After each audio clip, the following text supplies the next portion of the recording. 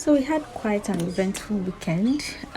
Over the weekend, Nollywood actress Ruby Ojiakor got married to a heartthrob, a fellow actor, Mock. And congratulations to the couple. But that is not the gist. So some of the guests trust Nigerians now to always show up with the best outfits as if it was an award.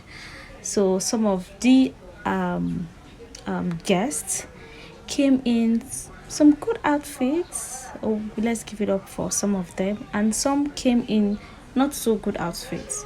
Some had very revealing outfits. And trust Nigerians always give their 2 cents. So Nigerians give their 2 cents like, why are you dressing like this to someone's events and all that? And Rita Edochie now came on Instagram to now call out some of the guests that went for that wedding. Well, one of the guests took it personal, Norma, and she came on Instagram. She feels like the attack is to her, and she was like, Rita should keep her name out of her mouth. Yeah, da. She will dress the way she wants to, and nobody can talk to her. This, and that.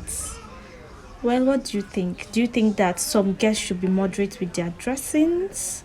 Check this on our website. Please comment, like, and subscribe. We like your comments. My name is Augustina with the News Chronicle.